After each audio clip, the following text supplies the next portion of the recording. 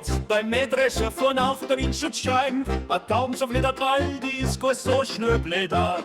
Auf ne Mähdrescher auf, und ich bin bei der Dufan. Auf am Maulwurf, auf noch Fee und auf der anderen Seite wieder oben.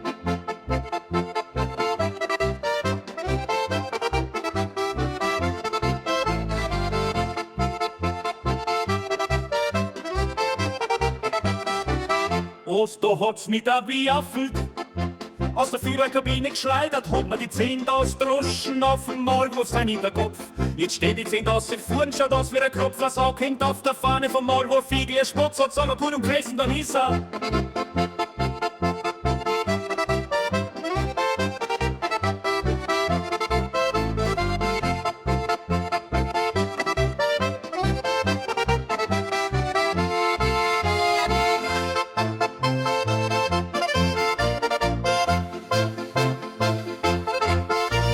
Ein Saug hängt auf der Fahne vom Maulwurf-Igel, ein Spotz hat's obergeholt und gefressen, dann ist er auf ein Storch am Nest aufgesessen.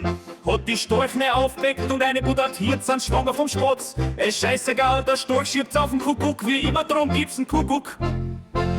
Heut näher man Storchen Schnobel, hat man noch ungern durch den Nobel. Ein Maulwurf ist wurscht, er frisst jetzt einen Spotz. Ich hingegen tu immer noch Mähdrescher fahren, von der Geschichte nicht viel mitkriegt. Ein wenig bliert's noch aus dem Ohrwaschel die 10 tolle zusammengesucht.